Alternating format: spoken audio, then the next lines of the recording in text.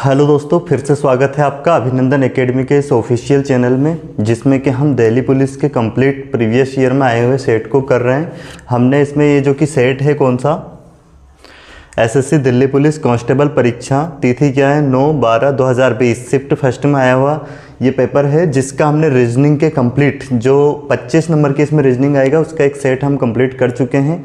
आज इसके जो क्वेश्चन है मैथ्स के, जैसा कि सभी को इसके सिलेबस के बारे में पता है कि इसमें जो आना है 50 क्वेश्चन जीके के आने हैं 50 नंबर के, और रीजनिंग के आने हैं 25 क्वेश्चन 25 नंबर के, मैथ्स के आना है 15 क्वेश्चन 15 नंबर के, और 10 क्वेश्चन कंप्यूटर के आने हैं। तो इस सेट का हमने 25 क्वेश्चन रीजनिंग के कंप्लीट कर चुके हैं, जो कि इस चैनल पे हम डाल चुके हैं, और सिस्टमेटिक तरीके से इसी तरह से इसमें सारे सब्जेक्ट के ये डलते रहेंगे वीडियोस। इसलिए चैनल को आपको क्या करना है, सब्सक्राइब कर लेना है, ताकि आपको नोटिफिकेशन मिलता रहे।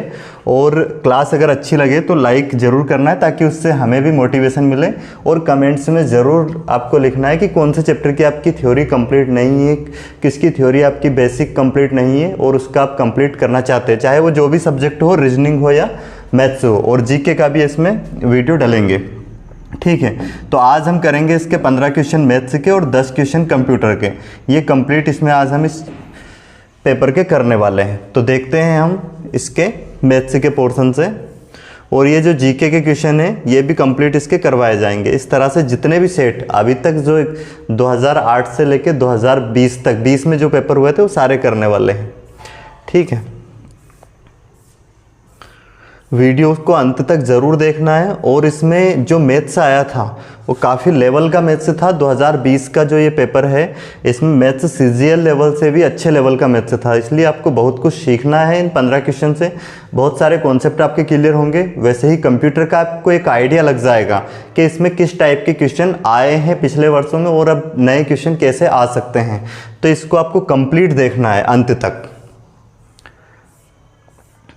देखो इसमें कहाँ से क्वेश्चन नंबर 75 तक ये रीजनिंग के क्वेश्चन थे, 50 क्वेश्चन जीके के शुरुआत में, फिर 51वें क्वेश्चन से कितने 75 क्वेश्चन रीजनिंग के, जो कि हम कर चुके थे। अब आज हम करेंगे इसका मैथ्स का पोर्शन, मैथ्स और कंप्यूटर का। तो क्वेश्चन नंबर 76 से है। तो सबसे पहले आप क्वेश्चन को पढ़ लीजिए अच्छे से, क्वेश्चन क्या दिया गया है, और खुद से करने का प्रयास करना है, ठीक है। क्या दिया गया है क्वेश्चन, एक समान वार्षिक साधारण ब्याज की दर पर कोई निश्चित धनराशि 3 वर्ष के बाद बढ़कर कितनी हो जाती है 6,425 रुपये, और 8 वर्ष के बाद कितनी हो जाती है 8,800 रुपये हो जाती है। वह धनराशि उसी साधारण ब्याज की दर से 5 वर्ष के बाद बढ़कर कितनी हो जाएगी। तो बिल्कुल सिंपल सवाल है एसआई का। 4 ऑप्शन भी आपको दिखाई दे रहे होंगे इसके, तो इसको करने का प्रयास करें खुद से, है ना, जिनकी थ्योरी कंप्लीट है, और फिर उसको समझने का प्रयास करें। बिल्कुल आसान क्वेश्चन है एसआई का। देखो क्या दिया गया है, कोई धन है जो एसआई की रेट से 3 वर्ष में कितना हो रहा है, 3 वर्ष में वो हो रहा है कितना 6,425,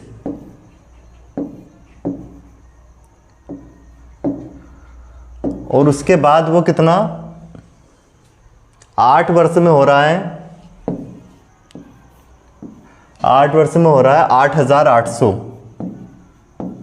तो यहां पे अगर हम डिफरेंस देखें तो कितने वर्षों का आ रहा है 5 वर्ष का, ठीक है। तो 5 वर्ष में यहां पे जो इस पे जो ब्याज मिला है वो ब्याज कितना मिला है, तो इसका डिफरेंस अगर हम निकालें तो देखो 8,800 में से हमें घटा देना है। क्या घटा देना है, 8,800 में से हम माइनस कर देंगे 6,425। तो ये 5 वर्ष में जो ब्याज मिलेगा वो ब्याज आ जाएगा।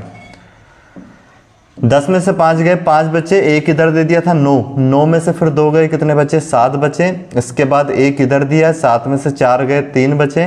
अब कितना 8 में से 6 गए, 2 बचे। तो ये जो 2375 रुपये आ रहा है ये 5 वर्ष का ब्याज आ रहा है, ठीक है। अब अगर यहाँ पे हम 1 वर्ष का ब्याज निकाले तो 5 से इसको भाग देंगे, कितना आ जाएगा 5 चुक 20, फिर 5 7 35, और कितना हो जाएगा 535, 2 बचे 5 25, 475। अब हमें अगर मूलधन ज्ञात करना है इसका, तो मूलधन के लिए क्या करेंगे, इस पे जो ब्याज लगा है, साधारण ब्याज क्या होता है, प्रत्येक वर्ष में बराबर बराबर मिलता है। अगर एक वर्ष में यहाँ पे 475 रुपये मिले हैं, इसका मतलब ये हुआ कि 3 वर्ष में आपको कितना मिलेगा, 3 का डायरेक्ट गुना कर दीजिए। तो 475 में हम गुना करेंगे कितने का, 3 का, 3 5 15 का 5 हासिल कितना 1, फिर 3 7 21 और 1 22 का 2, फिर हासिल कितना आ गया 2, 3 चुक 12 और कितना 14। तो ये 1425 मतलब इस पे ब्याज लग चुका है। 1425 किस पे लगा है, 6425। ये जो यहाँ पे 3 वर्ष का मिश्रधन है और इस पे ब्याज कितना जुड़ा है, 1425। अगर ये यहाँ से हटा दे तो क्या आ जाएगा, प्रिंसिपल आ जाएगा। तो 6425 में से 1425 अगर हम हटा दें तो इसका मतलब क्या हो जाएगा, जो ब्याज में इसका जो मूलधन है वो कितना है, 5000। ये 5000 आ गया इसका प्रिंसिपल। अब हमसे पूछा क्या है क्वेश्चन में, वो देखते हैं। क्वेश्चन में पूछा गया है धनराशि उसी साधारण ब्याज की दर से 5 वर्ष के बाद बढ़कर कितनी हो जाएगी।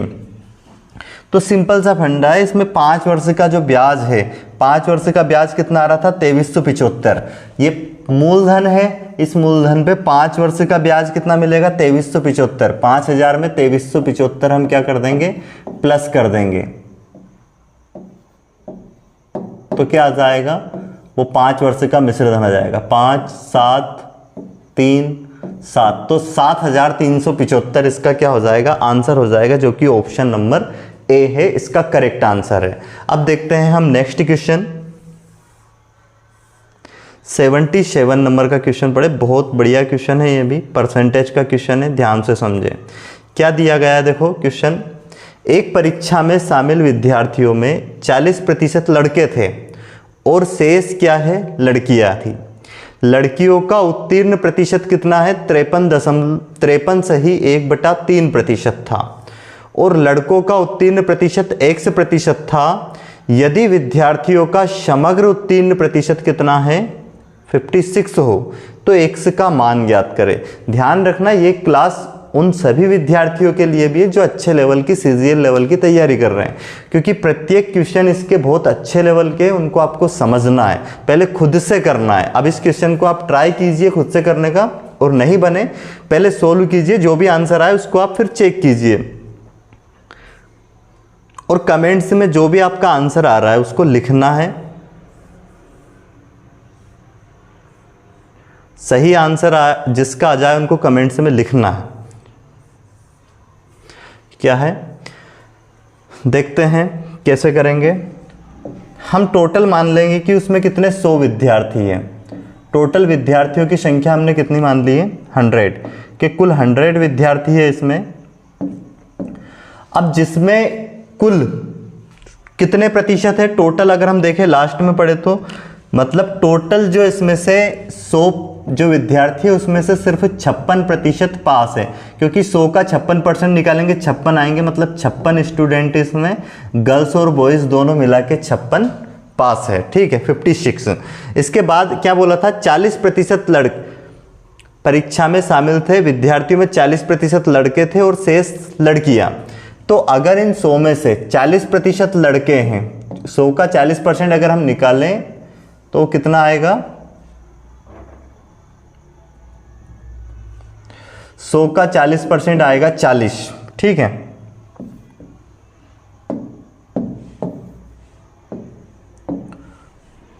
मतलब 40 इसमें लड़के हैं, बॉयज हैं, और गर्ल्स कितनी हो जाएगी, अगर 40% लड़के हैं तो 60% गर्ल्स हो जाएगी, कितनी हो जाएगी, 60 लड़कियां हो जाएगी, ये गर्ल्स है।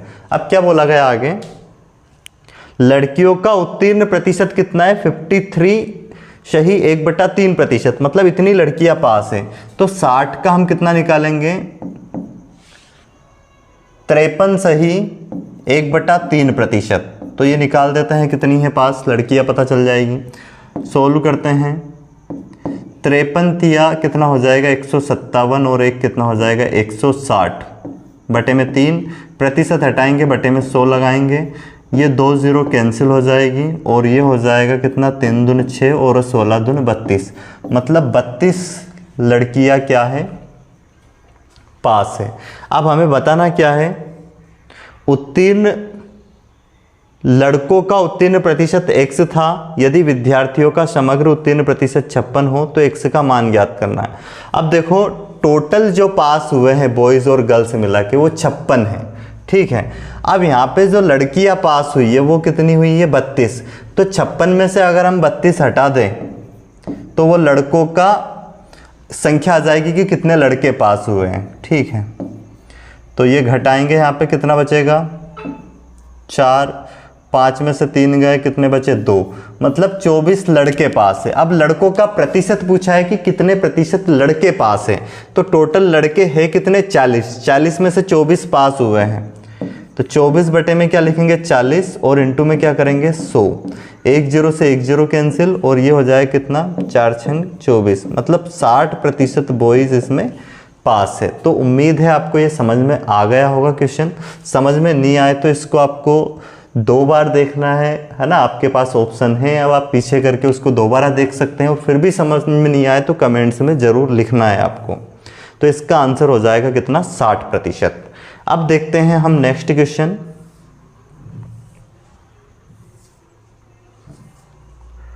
अगला जो क्वेश्चन है हमारे पास 78। क्वेश्चन पढ़े पहले ध्यान से, क्या है, किसी वस्तु के क्रय मूल्य में कितनी 25% की वृद्धि के बाद भी इसके समग्र व्यय में कितनी 10% की वृद्धि होती है, तो वस्तु की खपत में कितने प्रतिशत की कमी आई। क्या है क्वेश्चन, किसी वस्तु के मूल्य में 25% की वृद्धि के बाद भी इसके समग्र व्यय में 10% की वृद्धि होती है, तो वस्तु की मात्रा में कितने प्रतिशत की कमी आई। देखते हैं। देखो हम क्या मान लेते हैं, पहले वस्तु की कीमत क्या, एक वस्तु की कीमत 1 रुपये मान लेते हैं, तो 1 रुपये प्रति वस्तु हो गई, ठीक है, जो भी वस्तु है। अब इसकी कुल कीमत, जैसे 100 वस्तु अगर खरीदी, 100 वस्तु, तो कीमत कितनी हो जाएगी 100 वस्तु की, 100 रुपये। 100 वस्तु, 1 रुपये की एक वस्तु अगर हमने ली तो 100 वस्तु 100 रुपये की, ये तो हो गई उसकी खपत, ठीक है। अब कीमत में कितने की वृद्धि हो रही है, कीमत में वृद्धि हो रही है 25% की, तो ये जो कीमत 1 रुपये थी ये कितनी हो जाएगी, 1.25, है ना, क्योंकि इसका 25% निकालेंगे 0.25 आएगा और उसको इसमें ऐड कर देंगे, तो ये एक वस्तु की कीमत हो गई, इतनी की वृद्धि हो गई। तो उसकी वजह से काय में उसका जो व्यय है, व्यय में कितने प्रतिशत की वृद्धि हुई, 10% की समग्र व्यय में। जैसे अब समग्र व्यय कितना 100 रुपये हो रहा था, तो वस्तु की कीमत में एक वस्तु की कीमत में जैसे 25% की वृद्धि हुई, मतलब 0.25 रुपये हो गया, 1.25। अब समग्र व्यय में कितने की वृद्धि हो रही है, 10%, तो 100 का 10% निकालेंगे 10, तो 110 रुपये हो जाएगा। तो अब यहाँ पे उसकी अगर हम खपत निकालें कि कितनी वस्तु की खपत कितनी हुई है, तो खपत कैसे निकलेगी, ये जो 110 है, जो टोटल कीमत है, उसको एक वस्तु की कीमत से भाग दे देंगे तो खपत आ जाएगी। यहाँ से पॉइंट हटाएंगे, 2 0 लगा देंगे हम, ये कट जाएगा। अब अगर इसको हम काटें 25 से, तो 25 पंज 125, 25 चुक 100, और इसके बाद में कट जाएगा कितना वापस, यहाँ 10 बचा था, फिर 25 चुक 100, अब ये कट जाएगा 5 40, फिर 5 40, तो अब खपत कितनी हो रही है, 88। तो पहले खपत कितनी हो रही थी, 100, अब खपत कितनी हो रही है, 88, तो कितने की कमी आ गई, 12। तो 100 पे 12 की कमी मतलब 12% की कमी, तो 12 बटे में 100 इंटू में 100, तो 100 से 100 कैंसिल हो जाएगा, और 12% की इसमें क्या हो जाएगी, कमी हो जाएगी। अब देखते हैं हम नेक्स्ट क्वेश्चन, इसका क्या आ जाएगा आंसर, ऑप्शन नंबर 3। अगला क्वेश्चन क्या दिया गया है, किसी काम का ए किसी काम का 1/3 भाग 5 दिन में कर सकता है, पूरा कर सकता है, और बी उसी काम का 3/5 भाग 6 दिन में पूरा कर सकता है। वे एक साथ मिलकर 4 दिनों तक काम करते हैं। शेष काम को सी अकेले 8 दिनों में पूरा करता है। सी अकेले उस काम का 3/4 भाग कितने दिन में पूरा कर सकता है। ये क्वेश्चन है आपके पास और ये इसके ऑप्शन रहे हैं, दिखाई दे रहा होगा आपको। 15 दिन, 18 दिन, 12 दिन, 20 दिन। जिसका भी आंसर आ जाए सही इसका तो उनको कमेंट्स में लिखना है। देखो कैसे करेंगे। ए किसी काम का 1/3 भाग, तो जैसे ए है, हमने टोटल काम मान लिया 1, उस एक काम का 1/3 भाग कितने दिन में करता है ये? 5 दिन में। तो इसका मतलब इसका ये 3 उधर जाएगा, तो पूरा काम कितने दिन में? 5 3 15 दिन में ए पूरा काम कर सकता है, टोटल काम, ठीक है, क्योंकि ये 3 उधर गुने में चला जाएगा। तो एक काम कितने दिन में कर सकता है? 15 दिन में। वैसे अगर हम बी का निकालें तो बी वही टोटल काम जो है 1 माना है हमने, वो एक काम कितने दिन में कर सकता है? एक काम का कितना? 3/5 भाग 6 दिन में। तो 3/5 भाग कितने दिन में? 6 दिन में। इसका मतलब टोटल काम जो एक काम है वो 3 दूनी 6, 5 दूनी 10 दिन में कर सकता है, ठीक है। तो क्या आ जाएगा यहाँ पे? ए टोटल काम 15 दिन में कर सकता है और बी कितने दिन में कर सकता है? 10 दिन में। अब यहाँ पे इनका एलसीएम क्या आएगा? 30, जो कि हमने क्या मान लिया? टोटल वर्क इतना है। ये एक दिन में कितना काम करता है? 2। जो इसकी इफिशियंसी आ रही, कार्य क्षमता, ए की इफिशियंसी एक दिन की क्या आ गई? 2। ए एक दिन में 2 काम करता है और वैसे ही बी एक दिन में कितना काम करता है? 3। 10 से भाग देंगे 30 को, ठीक है। अब दोनों मिलके एक दिन में कितना काम करते हैं? ए और बी अगर मिलकर काम करें तो ये एक दिन में काम करते हैं 5। ये लगातार कितने दिन तक काम करते हैं साथ में? 4 दिन तक। तो 4 दिन में इन्होंने कितना काम फिनिश कर दिया? 5 चुक 20। अब बचा काम कितना है? 10 काम। ये 10 शेष काम जो है, रिमेनिंग काम, ये सी कितने दिन में कर देता है? अकेला 8 दिन में, है ना। शेष काम को सी अकेला 8 दिन में कर देता है। तो यहाँ से सी की इफिशियंसी क्या आ जाएगी? सी अगर 10 काम 8 दिन में करता है, मतलब एक दिन में कितना करता है? इसको भाग दे देंगे, 2 5 10, 2 चुक 8। तो 5/4 क्या हो गई? सी की इफिशियंसी हो गई, मतलब सी एक दिन में 5/4 काम करता है। अब यहाँ से अगर हम बात करें, सी को काम कितना करवाना है? टोटल काम का 3/4 भाग करवाना है। तो टोटल काम हमारे पास कितना है? 30। इस 30 काम का 3/4 भाग हम निकाल देंगे, 3/4, 2 से। और ये काम किस पे करवाना है अब? 3/4 सी पे। तो सी का एक दिन का काम कितना है? 5/4। इससे इसको भाग दे देंगे हम 5/4 से, तो ये 4 से 4 कट जाएगा और ये कितना हो जाएगा? 5 छक 30 और 6 तिया 18। तो सी को अकेले को पूरा काम करने में कितना दिन लगेगा? 18 दिन, जो कि ऑप्शन नंबर 2 है इसका करेक्ट आंसर है, ठीक है। जिनने इस चैप्टर की थ्योरी अच्छे से पढ़ रखी है उनके लिए बहुत सिंपल क्वेश्चन है ये। इतना करने की जरूरत, तो मैंने आपको समझाने के लिए इतनी पेन चलाई है, नहीं तो बहुत आसानी से 2 से 3 सेकंड में इसका आंसर निकल सकता है प्रैक्टिस के बाद। अब देखते हैं हम नेक्स्ट क्वेश्चन, जो कि क्वेश्चन नंबर कौन सा है? 80। क्या है? एक व्यक्ति ने 84 रुपये प्रति दर्जन की दर से कुछ संतरे लिए और इन संतरों के 3 गुने संतरे 72 रुपये प्रति दर्जन की दर से खरीदे। वहाँ सभी संतरे 90 रुपये प्रति दर्जन की दर से बेच देता है, तो उसका लाभ प्रतिशत क्या है? उसका प्रॉफिट परसेंट हमें ज्ञात करना है। इसके आपको 4 ऑप्शन दिए गए हैं, 18%, 18 सही 1/2%, 16 सही 2/3% और 20%। तो देखते हैं इस क्वेश्चन को हम कैसे सोल्व करेंगे। हमने मान लिया, क्या दिया? एक दर्जन कितने रुपए? 24 रुपये प्रति दर्जन, सॉरी 84 रुपये। तो एक दर्जन की कीमत कितनी हो गई? 84 से हमने गुना कर दिया इसमें, तो 84 रुपये आ गया, ठीक है। एक दर्जन का कितना? 84 रुपये था। वैसे फिर क्या बोला? और इन संतरों, क्या एक व्यक्ति ने 84 रुपये प्रति दर्जन की दर से कुछ संतरे लिए और इन संतरों के 3 गुने। अब जैसे एक दर्जन संतरा है, इसका 3 गुना कितना हो जाएगा? 3 दर्जन संतरे। वो 3 दर्जन किस भाव से खरीदा? 72 रुपये। तो गुना कर देंगे, 3 दूनी 6 और कितना हो जाएगा? 7 या 21, 216। टोटल कितने हो गए? ये 300 रुपये। मतलब उसने टोटल 4 दर्जन संतरे हो गए। 4 दर्जन संतरे कितने में खरीद लिए? 300 रुपये में। और उसने 4 दर्जन संतरे क्या भाव से बेचे? सभी संतरे 90 रुपये प्रति दर्जन की दर से बेच दिए। तो 4 दर्जन में डायरेक्ट 90 का गुना कर देंगे तो कितना हो जाएगा, 9 चुक 36, मतलब 360 रुपये में बेच दिया। अब यहाँ पे अगर उसका हम प्रॉफिट देखें तो 60 रुपये का हो रहा है। और प्रॉफिट परसेंट कैसे निकालते हैं, प्रॉफिट ऊपर बटे में सीपी, कितना है सीपी टोटल 300, और इसको हम गुना कर देंगे कितने से, 100 से। 2 0 से 2 0 कैंसिल, 3 दूनी 6, तो इसका मतलब क्या हुआ, उसको 20% का प्रॉफिट हुआ है। तो ये समझ में आ गया होगा आपको, बहुत ही आसान क्वेश्चन था ये। अब देखते हैं हम नेक्स्ट क्वेश्चन क्या दिया गया है, जो कि एवरेज का है शायद। 12 संख्याओं का औसत 55 है। इन 12 संख्याओं में से प्रारंभिक 4 संख्याओं का औसत 48 है और अंतिम 9 संख्याओं का औसत 57 है। यदि चौथी संख्या को निकाल दिया जाए तो शेष संख्या का औसत दशमलव के एक स्थान तक शुद्ध क्या होगा, यह हमें ज्ञात करना है। तो आइए देखते हैं इस क्वेश्चन को हम कैसे करेंगे। टोटल संख्या कितनी है, 12, और 12 संख्याओं का जो एवरेज दिया है कितना है, 55।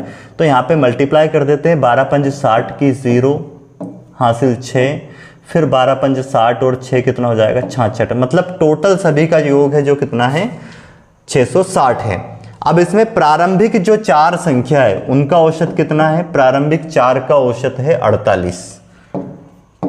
तो कितना हो जाएगा, 4 8 32 का 2 हासिल कितना 3, 4 6 16 और 3 कितना हो जाएगा 19। 192 इनका 4 संख्याओं का योग आ गया। फिर अंतिम 9 संख्याओं का औसत कितना है, अंतिम 9 संख्याओं का जो औसत है वो है 57। तो 57 का गुना करते हैं, योग आ जाएगा इनका 9 7 63 का 3 हासिल कितना 6, 9 5 45 और 6 हो जाएगा हमारे पास कितना 51। तो 513 ये आ गया।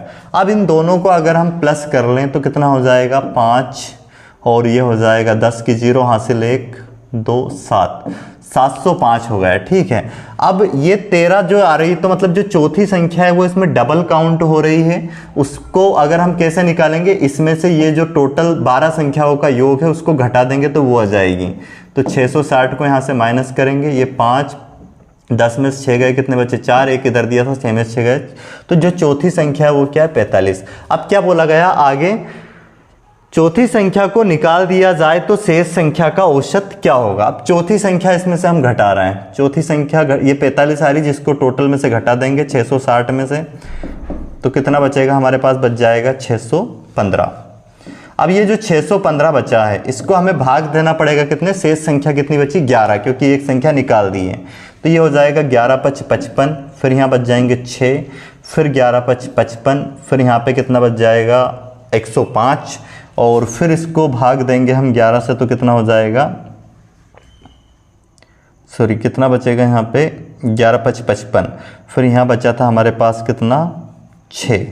अब 6 इसको भाग देंगे हम तो कितना हो जाएगा 11 5 55, 10 बचा, सॉरी 15 बचा, और 15 में भाग में जाएगा तो अब क्या लगाएंगे हम यहाँ पे दशमलव, और यहाँ लगा देंगे 15 नहीं बचा है, 11 5 55, फिर 11 5 55, 10 बचा है, फिर भाग में जाने की लगाएंगे दशमलव, कितना बचेगा अब यहाँ पे, फिर हो जाएगा वो 100 को भाग देंगे तो कितना हो जाएगा 11 9 के 99। तो ये समझ में आ गया होगा। जिनको दिक्कत आ रही है भाग देने में, 615 को डिवाइड कर सकते हैं कितने से, 11 से, 11 5 55, यहाँ बच जाएगा कितना 6, ऊपर से उतारेंगे 5, फिर 11 5 55, तो फिर कितना बच जाएगा 10। अब 10 में भाग में जाएगा, है दशमलव लगा देंगे, 1 0 बढ़ा देंगे तो कितना 11 9 के 99। तो 55.99 देख लो, यहाँ पे एक संख्या तक ज्ञात करना था पॉइंट के बाद।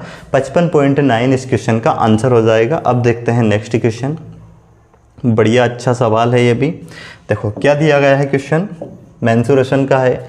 एक तार वृत्ताकार स्वरूप मोड़े जाने पर 12,474 वर्ग सेंटीमीटर क्षेत्रफल घेरता है। ठीक है, अब उसे एक आयत के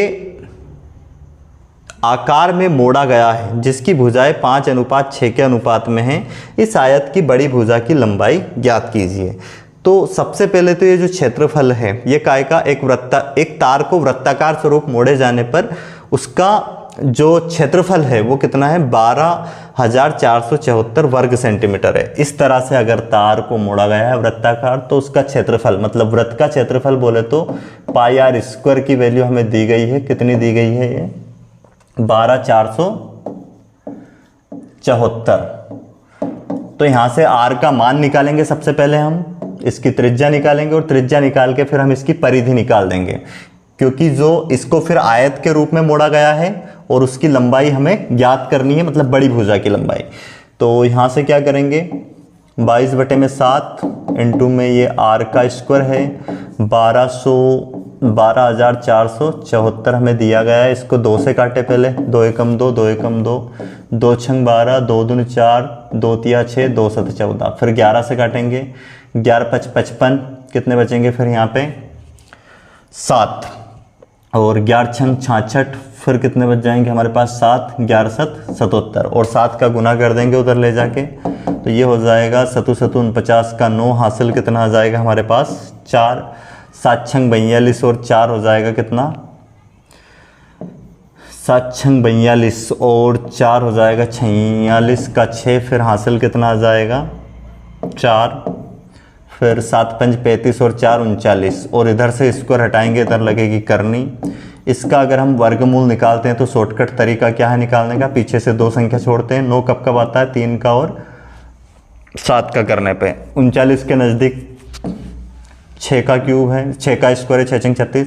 अब 6 का गुना एक ज़्यादा में करते हैं, 6 7 42, ऊपर की संख्या छोटी है तो यहाँ से क्या लेंगे, ऊपर की संख्या इससे छोटी है तो यहाँ से छोटी संख्या लेनी पड़ेगी, क्या लेंगे 3, ये नहीं लेंगे 3 लेंगे, 63। तो r त्रिज्या का मान कितना आ गया 63। अब हम क्या निकाल सकते हैं, इसकी बाउंड्री, मतलब ये जो परिधि है वो निकाल सकते हैं। 2 पाई r बराबर क्या आ जाएगा, पाई का मान तो दिया ही है 22/7 और r का मान कितना है 63, ठीक है। तो 7 9 63, इनका गुना कर देंगे, कितना हो जाएगा 22 दूनी 44, 44 में गुना कर देंगे 9 का, 9 चुक 36 का 6, हासिल 3, फिर 9 चुक 36 और 3 कितना हो जाएगा 36 और 3 39, तो ये आ जाएगा 396। अब ये जो है उस तार की लंबाई है। अब क्या किया गया है, तार को किसमें, आयत के आकार में मोड़ा गया है, मतलब तार को मोड़ा गया है इस टाइप से, ध्यान से समझना। जो तार है हमारे पास आयताकार, इस टाइप से उसको मोड़ा गया है, ये इसकी लेंथ है, ये इसकी ब्रेड्थ है। तो इसका जो आयत का उसका परिमाप का जो फार्मूला होता है 2 लेंथ प्लस ब्रेड्थ होता है, जो कि हमें कितना दिया है, लेंथ प्लस ब्रेड्थ इसके बराबर ही होगा 396 के, ठीक है। इसको 2 से काटेंगे, 2 एकम 2, फिर कितना 2 नाम 18 और 1 बचा, फिर 2 8 16, 198 आ गई क्या इसकी लंबाई और चौड़ाई का योग, जिसका अनुपात कितना दिया हमें 5:6 दिया गया है। 5 दोनों को अगर हम जोड़े तो कितना आ रहा है 5 6 11, 11 की वैल्यू कितनी है 198, कितना गुना 11 एकम 11, कितने बचे फिर यहाँ पे 8, 11 88, 18 गुना। हमें बड़ी भुजा बतानी है तो इसमें 18 का गुना करेंगे 6 का, 6 में 18 90, 18 छंग 108, तो इसका आंसर क्या आ जाएगा करेक्ट 108, इसका राइट आंसर हो जाएगा, ठीक है। ऑप्शन में दिया गया होगा जो कि इधर के टाइप है।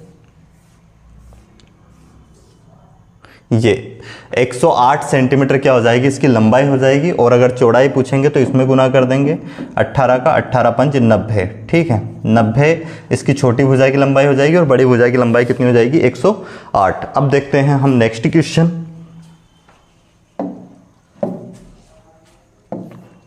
अगला जो क्वेश्चन हमें दिया गया है वो भी बढ़िया क्वेश्चन है, अच्छे लेवल का क्वेश्चन है।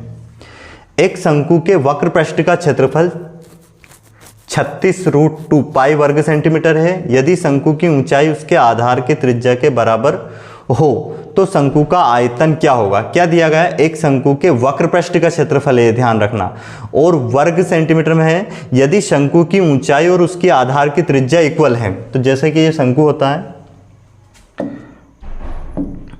शंकु सभी ने देखा होगा, ये कोण है। हमें क्या दिया गया है, इसकी ऊंचाई और आधार की त्रिज्या इक्वल दी है, ये इसकी हाइट है और ये आधार, तो त्रिज्या ये भी और ये भी दोनों इक्वल है। तो हम अगर इसकी स्लैंट हाइट निकाले एल का मान तो क्या हो जाएगा, अंडरवुड में आर का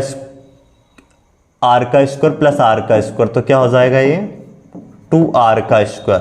तो यहाँ से ये एक r बाहर आ जाएगा तो क्या आ जाएगा, रूट में 2 इंटू में r, ये l आ गया, ठीक है। अब इसके वक्र पृष्ठ की अगर हम बात करें तो कितना होता है वो पाई r l, और जिसका मान हमें कितना दिया है, वक्र पृष्ठ का क्षेत्रफल कितना दिया 36 रूट में 2 इंटू में पाई, ये दिया गया है। तो पाई से तो पाई कट जाएगा यहाँ पे, और आर तो ये एज इट इज रखा है यहाँ पे, और इसकी जगह पे क्या रख देंगे, √2 इंटू में फिर ये आर, ठीक है, एल की जगह पे ये रख दिया हमने, और बराबर में क्या है 36 से √2। अब √2 से √2 भी कट जाएगा, तो आर स्क्वायर बराबर कितना हो गया 36, तो यहाँ से आर बराबर हो जाएगा बेटा कितना 6। ये आर का मान आ गया, त्रिज्या आ गई। अब त्रिज्या अगर आ गई तो इसका आयतन निकालना बहुत आसान है, शंकु के आयतन का फार्मूला लगाना है बस, जो कि क्या होता है 1/3 पाई आर स्क्वायर एच। तो आर का 1/3 लिखा, पाई का मान रख देंगे यहाँ पे, पाई का मान वैसे पाई के पदों में दिया है आंसर, तो पाई का मान रखना नहीं है। आर का मान रखेंगे 6, तो 6 × 6, और क्योंकि आर का स्क्वायर है और ऊंचाई भी कितनी है उसके बराबर ही, वो भी क्या रखा जाएगी 6, तो ये कट जाएगा 3 दूनी 6, 6 छंग 36, 36 दूनी 72, तो क्या हो जाएगा 72 पाई, इस क्वेश्चन का करेक्ट आंसर हो जाएगा 72 पाई घन सेंटीमीटर। ये इसका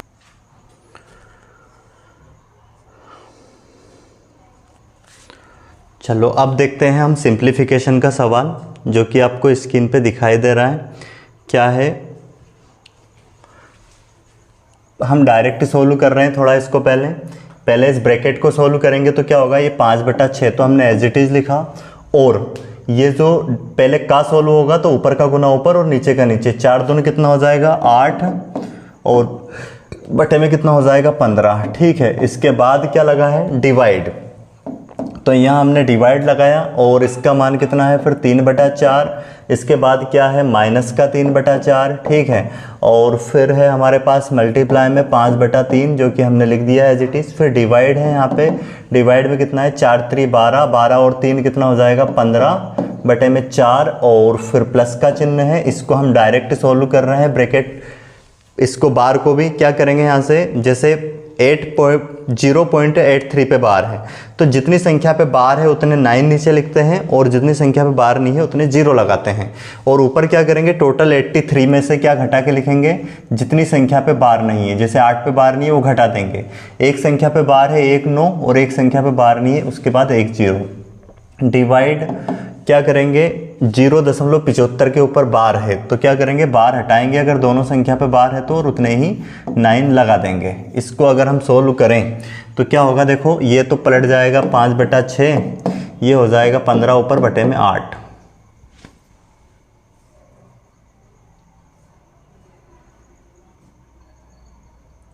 क्या हो जाएगा ये,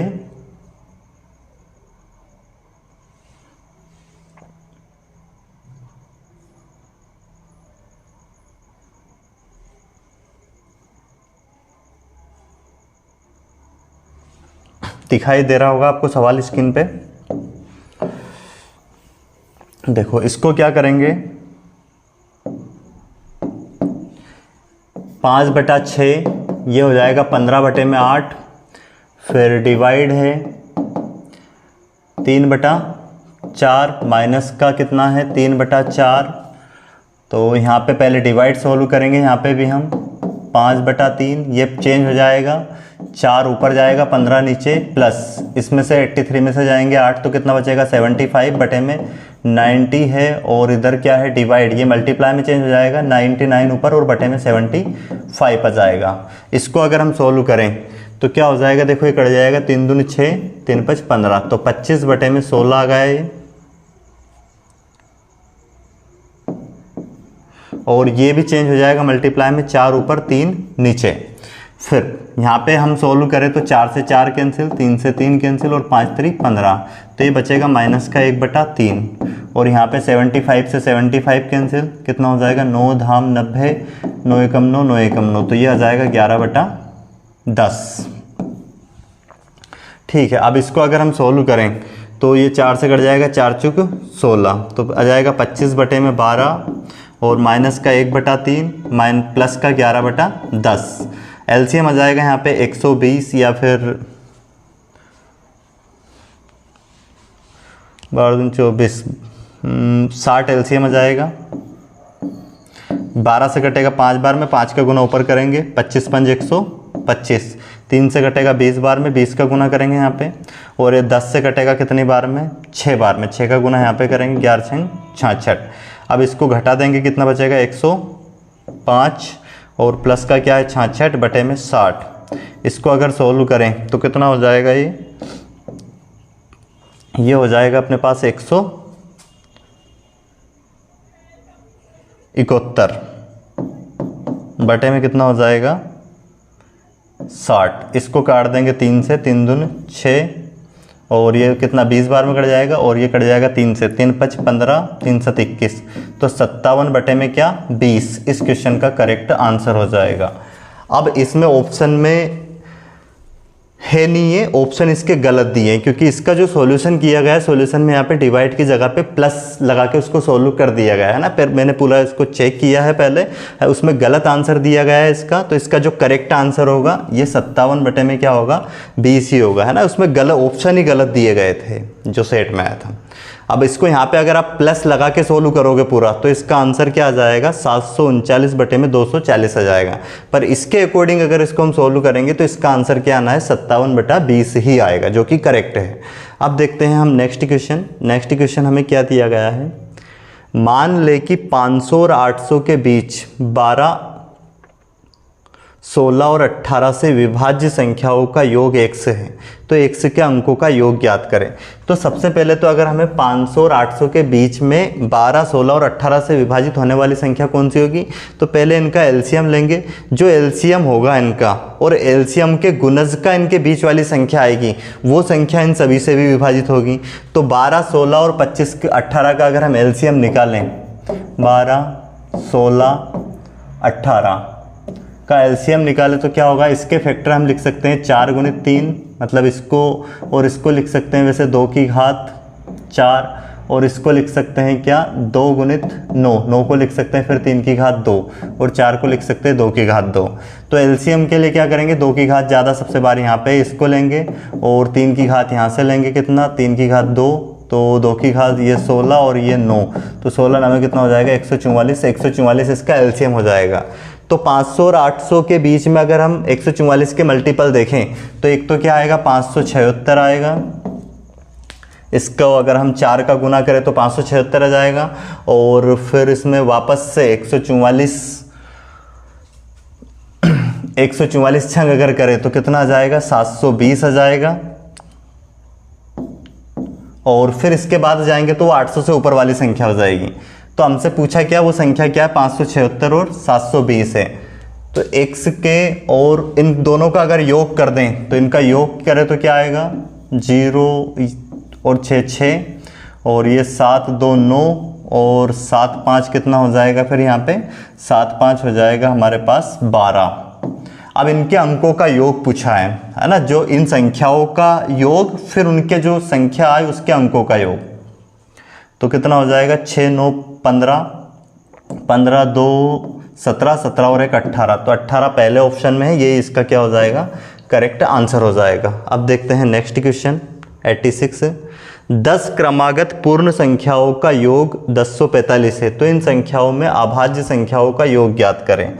अब 10 क्रमागत संख्या अगर हम बात करें पूर्ण संख्याएं तो क्या हो जाएगी, अगर हमने पहली संख्या क्या मान ली x, तो दूसरी क्या हो जाएगी x + 1, तीसरी क्या हो जाएगी x + 2, चौथी क्या हो जाएगी x + 3, पांचवी क्या हो जाएगी x + 4, छठी क्या हो जाएगी हमारे पास x + 5, सातवीं हो जाएगी x + 6, और आठवीं हो जाएगी x + 7, नवीं हो जाएगी x + 8, और 10वीं हो जाएगी x + 9। तो इन सबका अगर योग करें तो कितना हो जाएगा, x कितनी बार हो गया 10 बार, 10x, और प्लस इनको अगर जोड़ें 1 2 3, 3 3 कितना 6, 6 4 10, 5 15, 15 6 हो जाएगा कितना 21, 21 7 कितना हो जाएगा 28, 28 और अगर 8 को हम प्लस करें तो 28 और 8 हो जाएगा कितना 36, 36 में 9 प्लस करें 45, और टोटल बराबर में कितना दिया हमें 1045। ये 45 उधर जाके माइनस होगा तो 10x बराबर कितना हो जाएगा, यहाँ पे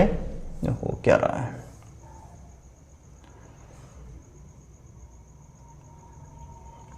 10x बराबर हो जाएगा हमारे पास कितना 1000। तो यहां से अगर हम बात करें x बराबर कितना आ गया 10, ठीक है, सॉरी 1000 आया ना, तो 10 से 1 0 से 1 0 कैंसिल, तो x बराबर कितना आ गया 100। तो संख्या क्या हो गई 100, 100 के बाद 101, फिर 102, फिर 103, फिर 104, 105, 106, 107, 108, 109 और 110। अब इनमें अभाज्य संख्याओं को जोड़ना है हमें। अभाज्य संख्या कौन कौन सी होगी? अब यहाँ पे अगर अभाज्य की बात करें तो वैसे 10 संख्या यहाँ तक हो गई है, ठीक है, 9 तक, 109 तक, ये नहीं लेंगे। तो अभाज्य संख्या एक तो 101 है, इसको जोड़ेंगे, फिर 103 है जो कटेगी नहीं किसी से, फिर 103 हो जाएगी, 105 अभाज्य का पूछा है या अभाज्य, 105 वैसे कट जाएगी तो 105 नहीं लेंगे, फिर 107 और 109। तो ये संख्या है जो है अभाज्य संख्या है, ये किसी से नहीं कटेगी। इनका हम योग करेंगे तो 3 और 1 4, 4 7 कितने हो जाएंगे? 11, 11 और 9 कितना हो जाएगा? 20, 20 की 0 फिर हासिल 1, 1 और ये कितना हो जाएगा? 1, 1, 2, 3, 4, तो 410 इसका करेक्ट आंसर हो जाएगा। कुछ गड़बड़ करी है क्या हमने? 101, 103, 107, 109, 4 7 4 11 9। हाँ, यहाँ पे हासिल 2 आएगा, वो 2 लिखना भूल गया। तो कितना के 4 7 4 फिर कितना 11 11 और 9 20, 20 की 0 हासिल 2 आएगा, तो 420 हमारा करेक्ट आंसर होगा इसका, ठीक है। अगला क्वेश्चन देखते हैं हम, क्वेश्चन नंबर 87। ब्याज में वार्षिक चक्रवृद्धि ब्याज पर कितना 8,400 रुपये की धनराशि का चक्रवृद्धि ब्याज 3 वर्षों में एक निश्चित वार्षिक दर प्रतिशत पर कितना हो गया? ब्याज 6,115.20 रुपये होता है। तो ब्याज में 6 माही चक्रवृद्धि होने पर उसी धनराशि का उसी दर पर 1/2 वर्ष का चक्रवृद्धि ब्याज ज्ञात करें। तो चक्रवृद्धि ब्याज का अच्छा सवाल है। पहले रेट निकालनी पड़ेगी। यहाँ पे रेट कैसे निकालेंगे? प्रिंसिपल कितना है? 8,400। तो अमाउंट कितना हो जाएगा? ये प्रिंसिपल है, ध्यान रखना। अमाउंट हो जाएगा इसका कितना, और 3 वर्ष में हो रहा है, ठीक है। ये ब्याज इसमें जोड़ देंगे तो क्या हो जाएगा? 8,400 में हम ब्याज जोड़ देंगे कितना? 6,115.20। तो ये आ जाएगा दशमलव में 20, 5 1 5 और 8 6 कितना होगा? 14। तो 14,515.20 ये क्या आ गया? अमाउंट आ गया। कितने वर्ष में है वैसे? और ये 3 वर्ष में। तो यहाँ से अगर हम अमाउंट से इनका 1 वर्ष पे जाएं और रेट निकालें, तो प्रिंसिपल अगर ये था और 3 वर्ष में ये हो रहा, तो इनका क्यूब रूट निकालेंगे हम पहले। तो सबसे पहले जिन्होंने CI पढ़ा है मुझसे उनको पता होगा कैसे सोल्व करते हैं। ये कैंसिल हो जाएगा 0 से 0 और 1 0 ये इधर आ जाएगी, तो ये कितना हो जाएगा? 84,000 हो जाएगा। और ये कितना हो गया? 14,000 या फिर 1,45,152। इसको अगर हम पहले काटें तो ये कट जाएगा। कितनी बार में कटेगा? 2 चुका 8, 2 दूनी 4 और फिर 3 0 एज इट इज।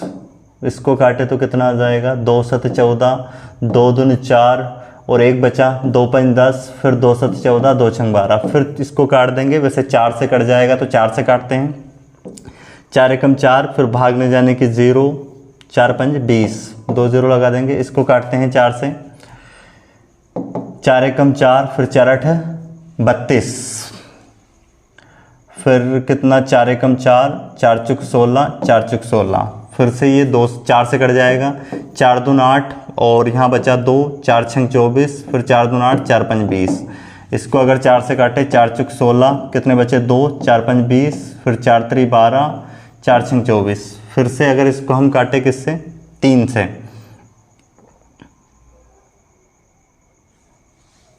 3 से कट जाएगा ये। 3 8 24, 2 बचा, 3 7 21, 3 5 15। इसको 3 से काटेंगे, ये हो जाएगा कितना? 3 एकम 3, 3 5 15, फिर 3 एकम 3, 3 दून 6। फिर कट जाएगा वैसे ही 3 से। 3 दून 6, 3 नम्स नहीं कटेगा 3 से।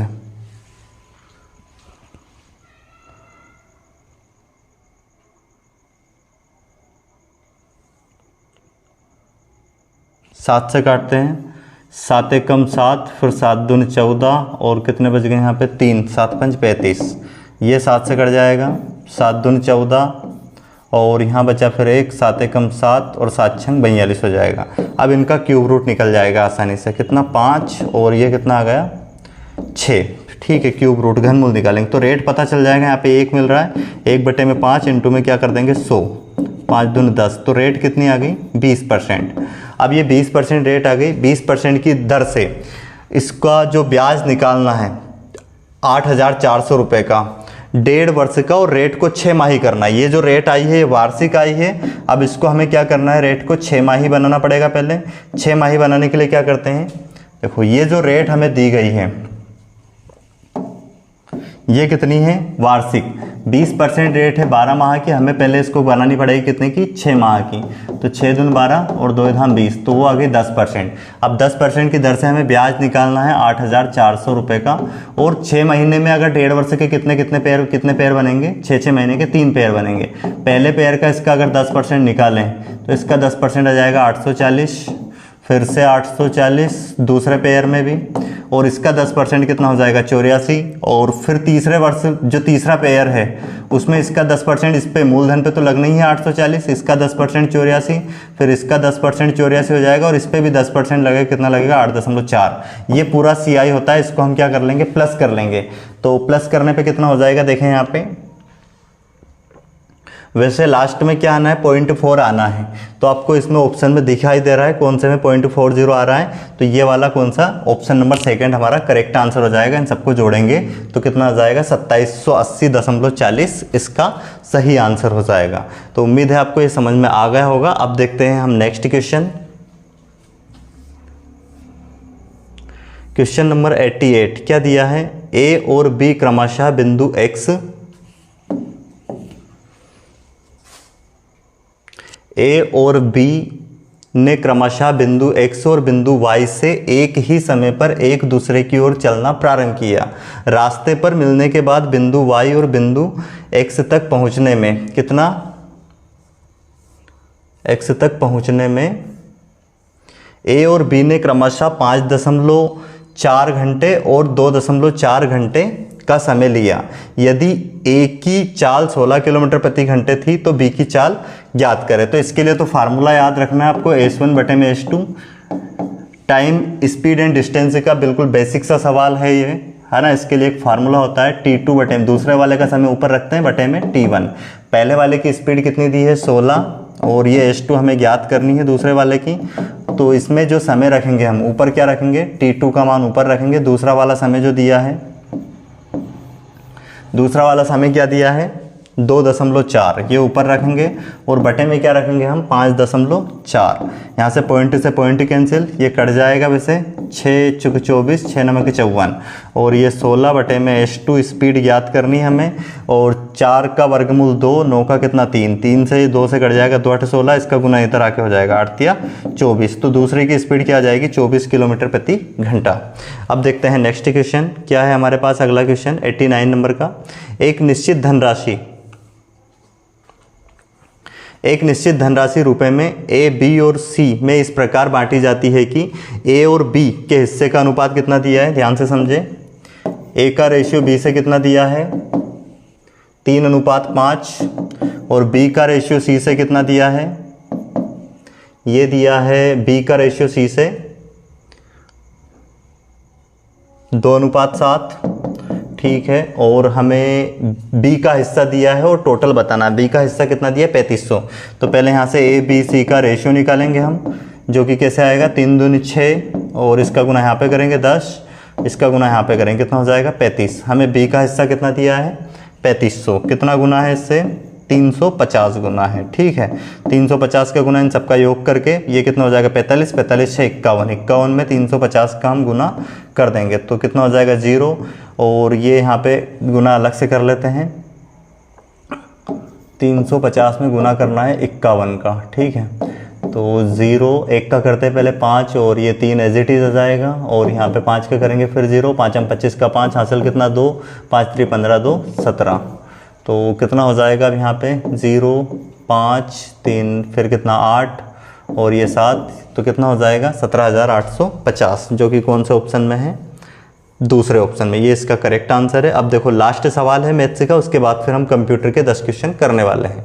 किसी वस्तु का अंकित मूल्य 432 रुपये है। जब एक दुकानदार अंकित मूल्य पर 20% छूट देकर इसे बेचता है तो 35% लाभ अर्जित करता है। उस वस्तु का क्रय मूल्य ज्ञात करें। क्या है, किसी वस्तु का अंकित मूल्य 432 रुपये है।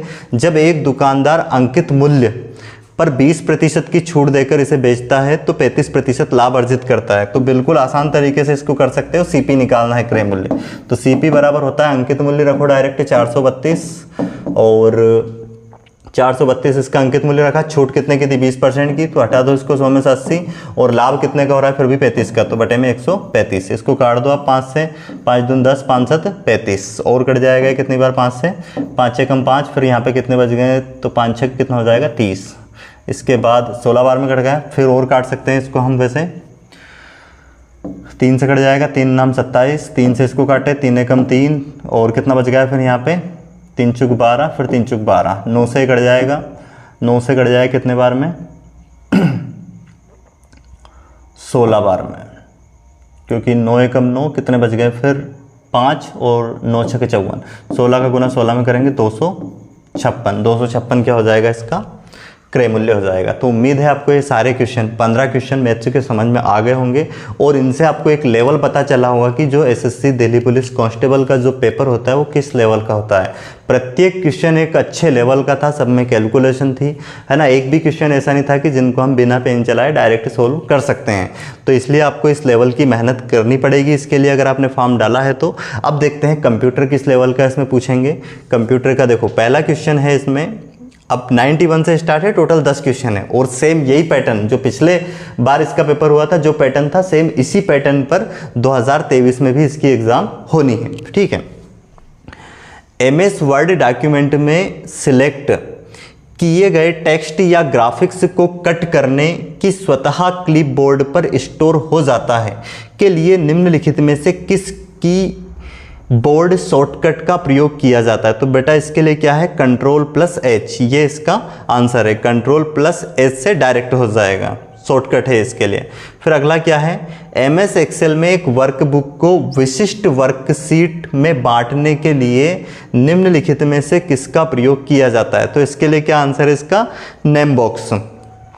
अगला क्वेश्चन हमारे पास है, प्राप्त ईमेल को देखने और प्रबंधित करने के लिए आमतौर पर निम्नलिखित में से किस विकल्प का प्रयोग किया जाता है। तो इसके लिए आ जाएगा हमारे पास इनबॉक्स का, है ना। इनबॉक्स में हम चेक करते हैं।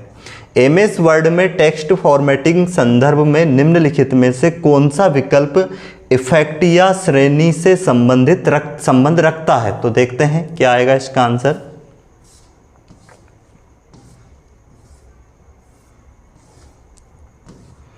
देखो क्या आएगा इसका करेक्ट आंसर, इसका आंसर होगा स्ट्राइक थ्रू, ठीक है। MS वर्ड में किस पिक्चर, प्रोग्राम, वेब या ईमेल एड्रेस का लिंक बनाने के लिए निम्नलिखित में से किस फीचर का प्रयोग करते हैं। तो इसका आएगा आंसर क्या, हाइपरलिंक।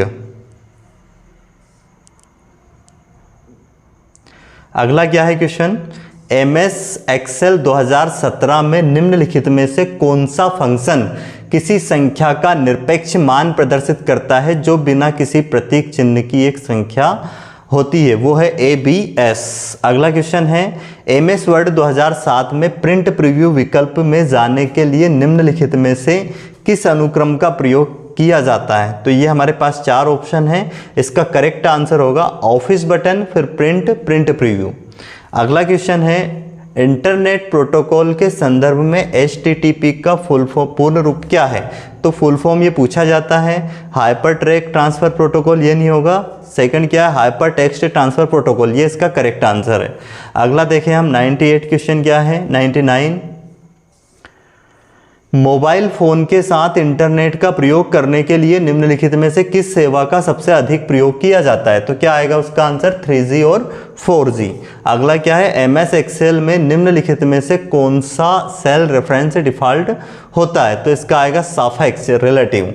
तो आज की क्लास में हमने 15 क्वेश्चन मैथ्स के किए हैं, एसएससी दिल्ली पुलिस में आए हुए, पिछले वर्ष का पेपर ही था ये कंप्लीट, और 10 क्वेश्चन हमने कंप्यूटर के किए। इससे पिछली क्लास में हम कर चुके थे रीजनिंग का।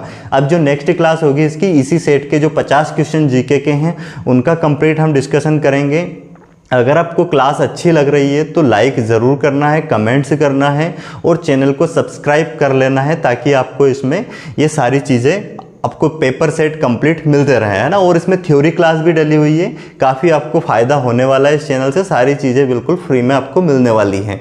और अगर कोई एजुकेशन फील्ड जैसे 10th 12th या फिर 11th का कंप्लीट सिलेबस अगर कोई करना चाहते हैं, आपके फैमिली से बिलोंग करते हैं, आपके भाई बहन जो भी हो, तो उनके लिए एक चैनल है हमारा ही SCA learning app. SCA learning app से के नाम से एक चैनल है यूट्यूब पे ही, जिसमें कंप्लीट हम 10th 12th 11th 9th 8th पूरा सिलेबस करने जा रहे हैं, ठीक। और ये प्ले स्टोर पे आपको एक ऐप भी मिलेगी, SCA लर्निंग ऐप। आप चाहते हैं कि ये सारे जो पेपर है ये आपको PDF फॉर्म में मिल जाए और कुछ डाटा आपको फ्री में, बुक्स वगैरह जो हम करवाते हैं वो उसमें मिल जाए, तो उस ऐप में कंप्लीट फ्री स्टडी मटेरियल मिलेगा आपको, उसमें वो डला हुआ है। तो आप उसको प्ले स्टोर से डाउनलोड कर सकते हैं, जिससे कि आपको काफ़ी बेनिफिट मिलने वाला होगा और इसका आपसे कोई चार्ज नहीं लिया जाएगा। आपने वीडियो को अंत तक देखा, इसके लिए बहुत बहुत धन्यवाद।